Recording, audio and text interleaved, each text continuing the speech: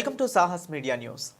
Road ప్రమాదాల నివారణ కార్యక్రమంలో భాగంగా కర్నూలు రేంజ్ డీఐజీ శ్రీ కోయ ప్రవీణ్ ఐపీఎస్ గారు ఆదేశాల మేరకు నంద్యాల జిల్లా ఎస్పీ శ్రీ సునీల్ షోరాన్ ఐపీఎస్ గారి సూచనలతో జిల్లాలో రోడ్డు ప్రమాదాల నివారణకు అవగాహన కార్యక్రమాలను ఏర్పాటు చేయడంతో పాటు ఎంవి మోటార్ వెహికల్ చట్టాన్ని కఠినంగా అమలు చేయడం మరియు జిల్లాలో ఎక్కువగా ప్రమాదాలు జరిగే ప్రాంతాలను బ్లాక్ స్పాట్ గుర్తించి ప్రమాదాల నివారణకు చర్యలు అనగా స్పీడ్ బ్రేకర్స్ను, స్టాపర్స్ బోర్డును, రేడియం స్టిక్కర్స్ను, డేంజర్ సిగ్నల్స్ను ఏర్పాటు చేసి చర్యలు తీసుకోవడం జరిగింది.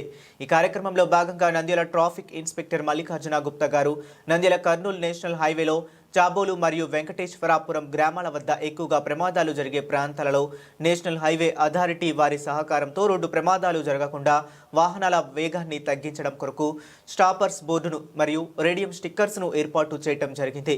అనంతరం నంద్యాల పట్టణ కేంద్రంలో ఎన్జీఓస్ కాలనీ నందుగల నలంద జూనియర్ కళాశాల నందు సుమారు 200 మంది విద్యార్థులకు రోడ్డు ప్రమాదాల నివారణ కొరకు తీసుకోవాల్సిన జాగ్రత్తల గురించి మరియు ప్రతి ఒక్కరూ వాహనాలు నడుపుటప్పుడు ట్రాఫిక్ మరియు రోడ్డు భద్రతా నిబంధనలు పాటించాలని, ముఖ్యంగా మైనర్లు వాహనాలు నడపరాదని ఫ్లెక్కార్డుల ద్వారా అవగాహన కల్పించడం జరిగింది.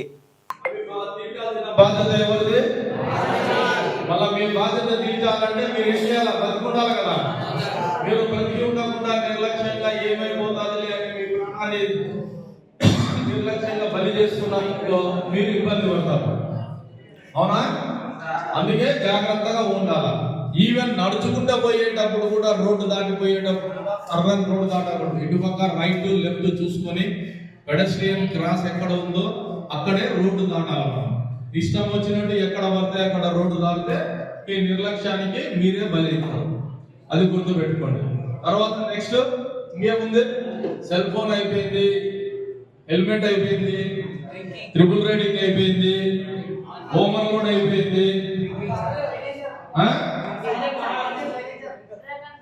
Drunk and drive. చూడు వాడు, చూడు బావి భారత తాగుబోతు.